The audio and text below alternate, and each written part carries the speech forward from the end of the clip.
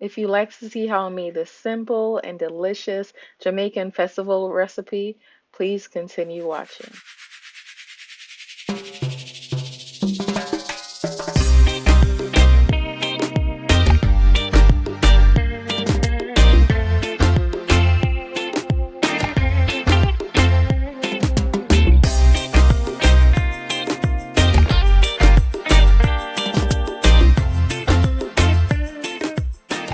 Hey everyone, so today we're going to be making some Jamaican festival.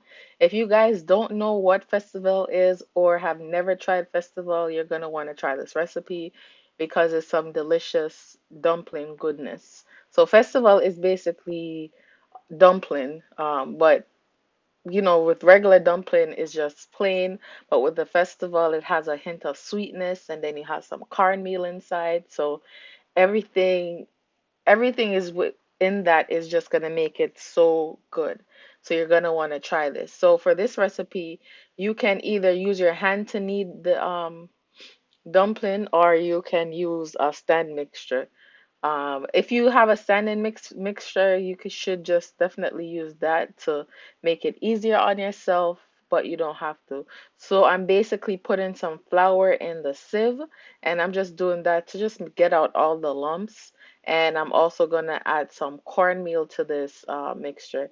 And all the ingredients, they're gonna be in a description box, so I'm not gonna give you the play-by-play of how much of what I'm adding in here, but look in the description box. So right here we just have some baking powder, some mixed spice, and some salt. And a mixed spice is definitely optional. You don't have to put that inside.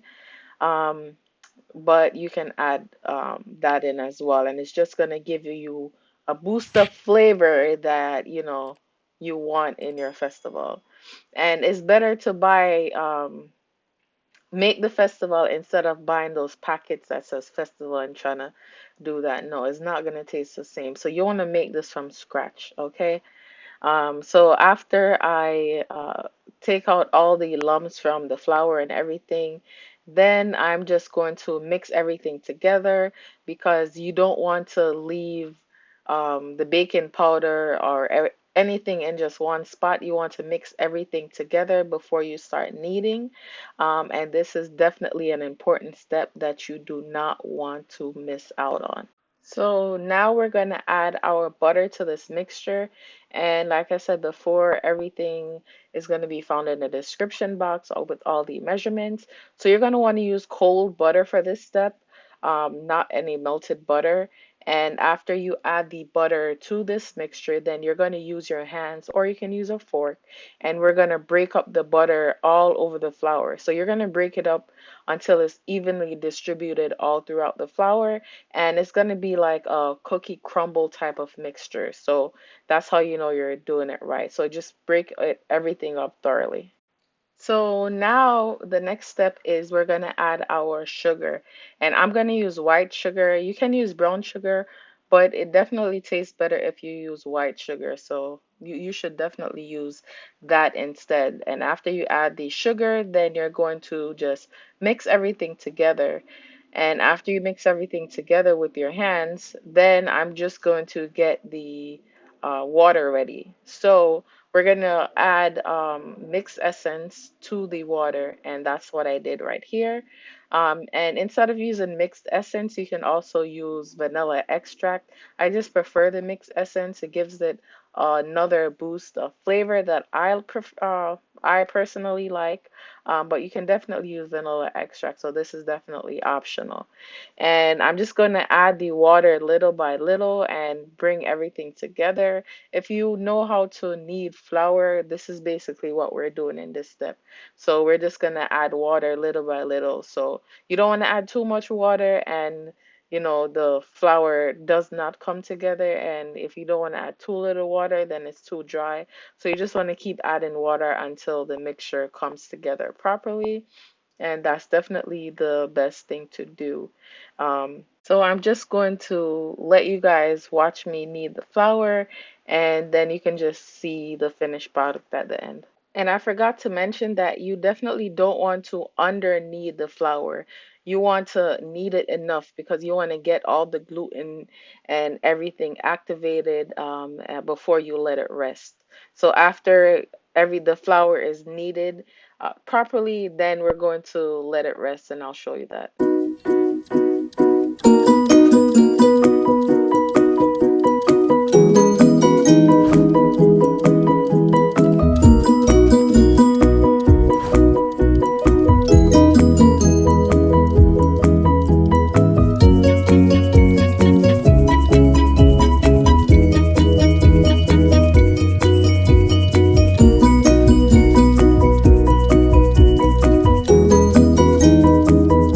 So this is how the flour is looking after it's finished kneading. So now we're just going to take a damp paper towel and put it over the flour, and we're going to let it rest for an hour. And don't skip this step. You definitely need to let it rest for an hour. So it's been an hour since we've had the flour resting. So I just have a plate and I just added flour on top of the plate because after we make the festivals, we're going to put it on the floured plate before we fry it.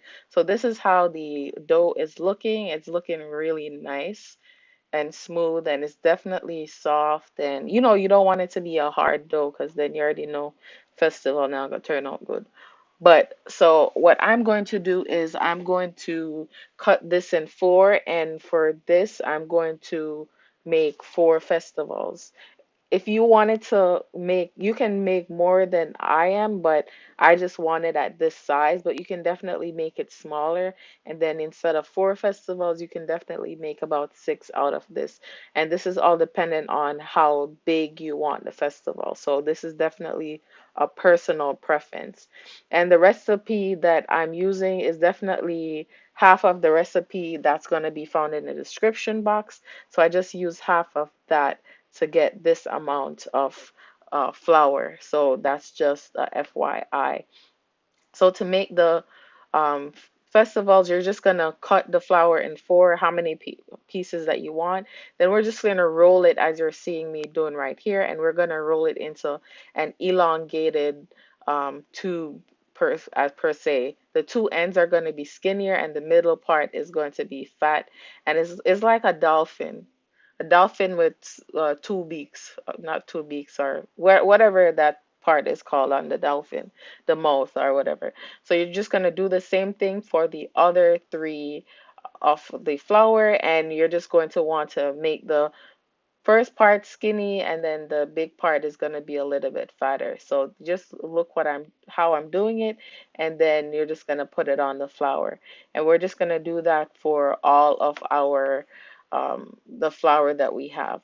So this is the finished product of how the dumplings are looking so far, and we're just going to get the oil ready now to so next, you're just gonna grab a pot. You're gonna want to make sure it's deep enough, and you're gonna want to add enough oil into the pot. And to check if the oil is ready, you can either use a wooden spoon or you can use a piece of the flour and add it to the pot. And if it starts bubbling like this, then you know it's ready. So we're just going to take out that piece. And now we're just going to add all the four festivals inside of the oil. And you're just going to want to add enough festival into the oil that it's not crowded, because these are going to expand a little and you just want to give it room to expand. So for me, since the pot is big enough, I'm just going to add all four of my festivals inside the pot, and we're just going to let it brown on each side. So I'm just going to sit back and just let you guys watch what I'm doing, and we're just going to make sure it's golden brown before we take these bad boys out.